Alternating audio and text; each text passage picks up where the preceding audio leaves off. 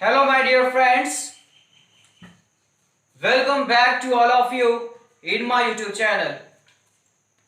As we discuss about present participle, and now we are going to discuss about past participle. In present participle, I told you main was first form with the ing. That's called present participle. And I told you all the rules of present participle. And now I am going to teach past participle. Past participle means the main verb's third form. Main verb's third form. And TEDEN. Last words.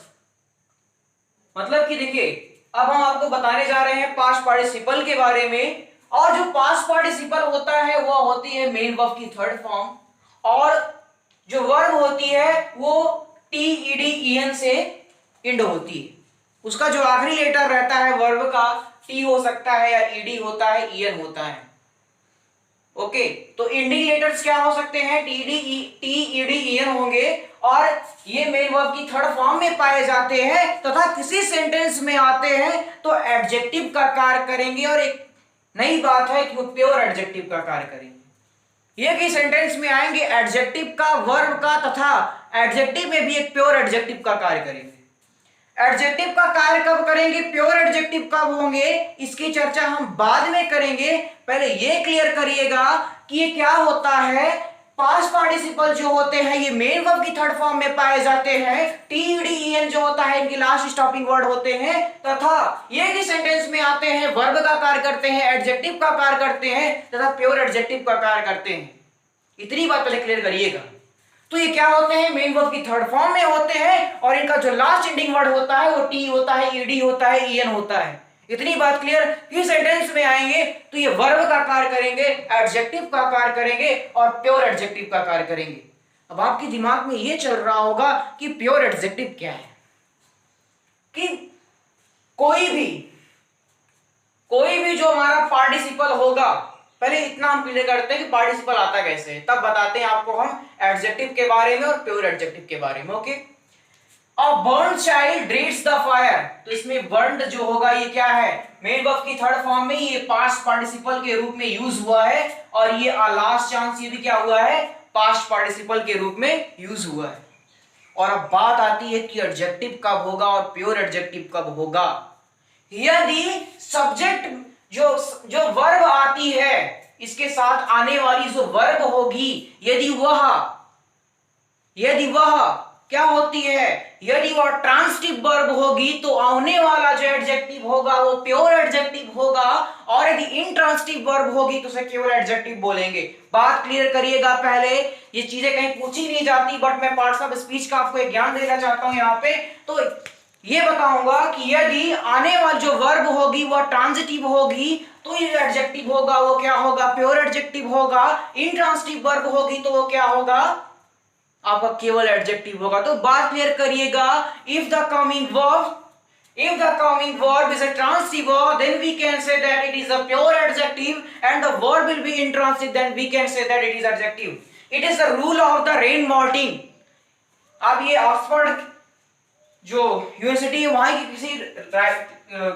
किसी book में लिखा है, उसके जो writer थे rain Martin, उनकी book में ये रूल है कि यदि आने वाला जो एडजेक्टिव होगा, यदि आने वाली जो एडजेक्टिव होगा वो प्योर एडजेक्टिव कब होगा और एडजेक्टिव कब होगा बात आती है. तो यदि वर्ब जो होगी हमारी ट्रांसिटिव वर्ब होगी तो या प्योर एडजेक्टिव हो जाएगा, और इंट्रांसिटिव होगी तो ये एडजेक्टिव हो जाएगा.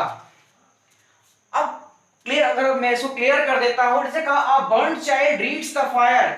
ट्रांसिटिव वर्ब क्या कौन सी होती हैं, जिनके साथ ऑब्जेक्ट आता है वो हमारी ट्रांसिटिव वर्ब होती है. ऑब्जेक्ट आने का मतलब सब्जेक्ट ऑब्जेक्ट पर कार्य कर सकता है. Subject can a work done by subject is called verb, and the work is जो कार्य होता है जिसपे किया जाता है वो हमारा क्या होता है, ऑब्जेक्ट होता है. तो इतनी बात क्लियर. तो a burned child reads the fire, ये जो जला हुआ बच्चा आग से डरता है, तो बच्चा आग पे यहाँ पे काम कर सकता है, ये वाली ट्रांसिटिव वर्ब के रूप में है। ठीक है, और यहाँ पर ये क्या है, अ लास्ट चांस नेबर रिटर्न्स, तो लास्ट चांस रिटर्न्स यहाँ पर कोई इंट्रांसिटिव वर्ब के रूप में है, तो ये हमारा ये वाला हमारा क्या होगा, ये प्योर एडजेक्टिव के रूप में है, और ये क्या है हमारा एडजेक्टिव के रूप में। तो ये बात छोड़िए, कोई ज्यादा विशेष नहीं है। तो मेन रूल पहले जानिएगा कि पास्ट पार्टिसिपल का यूज इस सेंटेंस में एडजेक्टिव के रूप में होता है, ये थर्ड फॉर्म के रूप में होते हैं, तथा टी ईडी और ईएन जो लास्ट एंडिंग इसका वर्ड होता है। अब आते हैं रूल 2 पे, बात करते हैं यहाँ पे रूल 2 की, कि पास्ट पार्टिसिपल का use present past future perfect tense में होता है। पास्ट पार्टिसिपल का यूज जो होता है या प्रेजेंट टेंस में होता है, पास्ट प्रेजेंट पास्ट फ्यूचर के परफेक्ट टेंस में होता है। पहली बात ये बताया कि पास्ट पार्टिसिपल का यूज एडजेक्टिव के रूप में होता है। अगर रूल 2 पे आते हैं तो पास्ट पार्टिसिपल का जो यूज होता है वह प्रेजेंट पास्ट फ्यूचर के परफेक्ट टेंस में होता है। I have written a letter, I had finished this.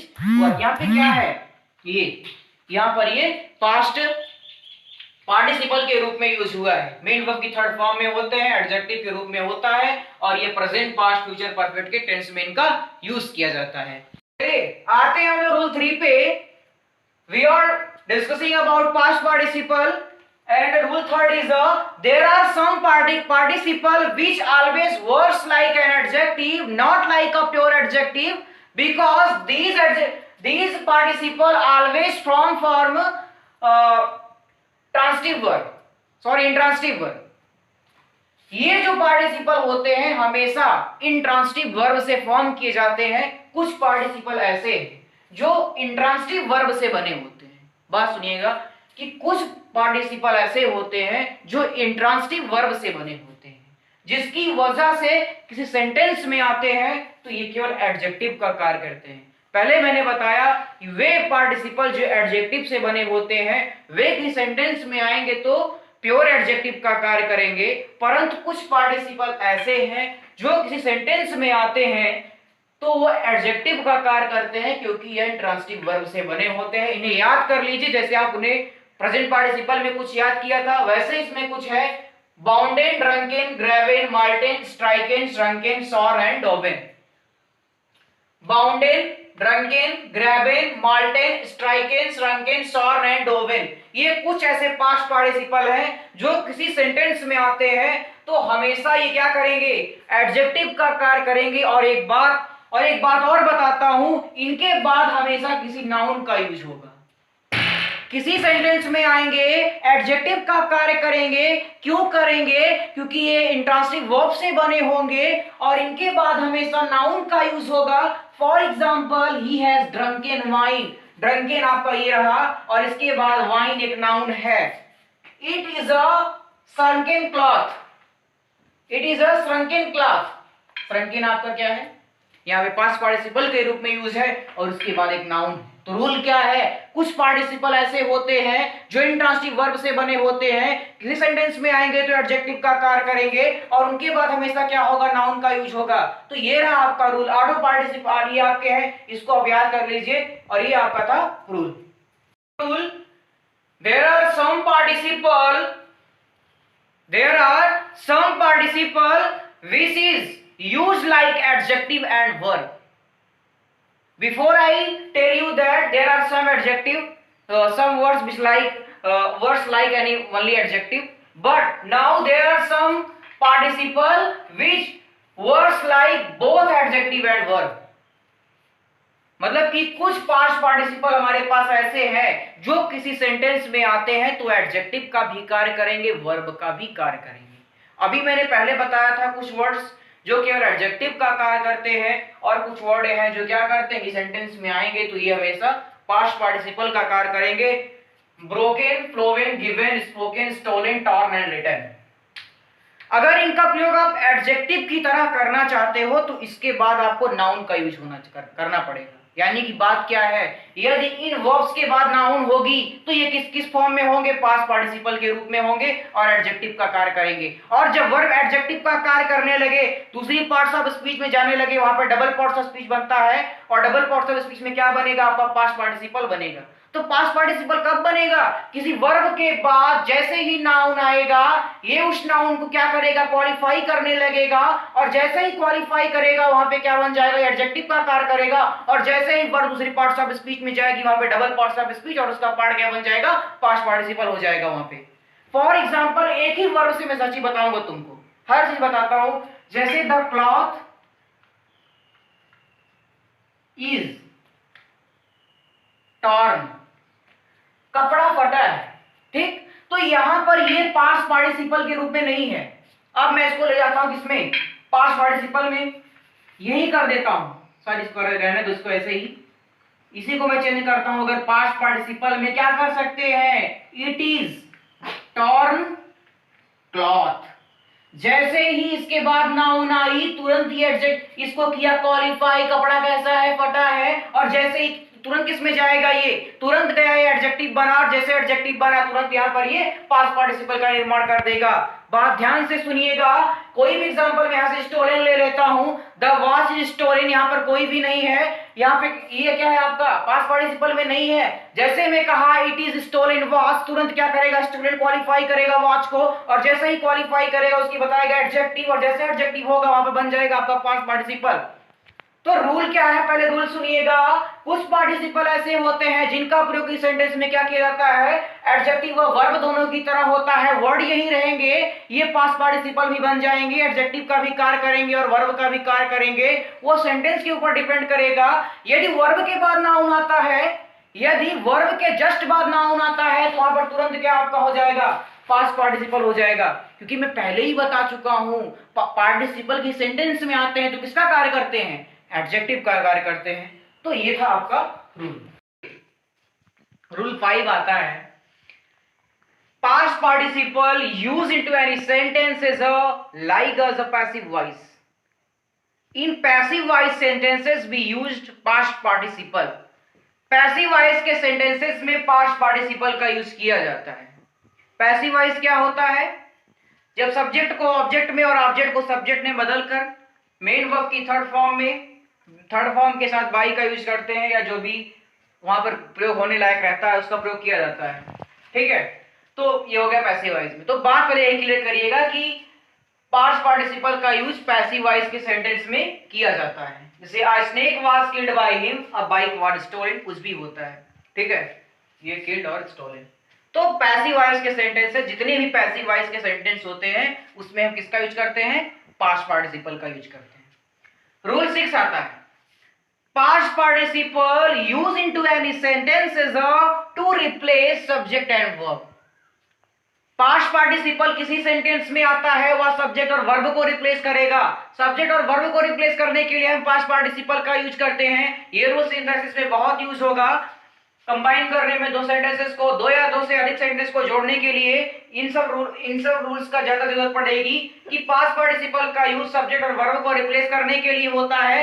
जैसे सेंटेंस है कि the principal satisfied with her, he promoted her, यही प्रिंसिपल ने उससे सेटिस्फाइड हुआ और उसी ने प्रमोट किया, दोनों का सब्जेक्ट सेम है। तो द प्रिंसिपल सेटिस्फाइड पूरे के लिए हम किसका प्रयोग करेंगे, खाली सेटिस्फाइड का, satisfied with her, satisfied with her, he promoted her, ये कर सकते हैं प्रिंसिपल प्रमोटेड her, ठीक है। पास्ट पार्टिसिपल का यूज इस सेंटेंस में सब्जेक्ट और वर्ब को रिप्लेस करने के लिए किया जाता है और ये सेटिस्फाइड सेंटेंस में आया है एडजेक्टिव का कार्य करेगा और इसलिए क्या होगा, ये पास्ट पार्टिसिपल होता है। मैंने पहले ही बताया था जब वर्ब किसी दूसरे पार्ट्स ऑफ स्पीच की तरह कार्य करने लगेगा वहां पर डबल पार्ट्स ऑफ स्पीच होगा और डबल पार्ट्स ऑफ स्पीच में इन्फिनिट को पढ़ रहे हैं, इसमें हम पास्ट पार्टिसिपल की चर्चा कर रहे हैं। तो क्या करेंगे, सब्जेक्ट और वर्ब को रिप्लेस करेगा, ऊपर था कि या पैसिव वॉइस को सेंटेंस में इसका प्रयोग किया जाता है।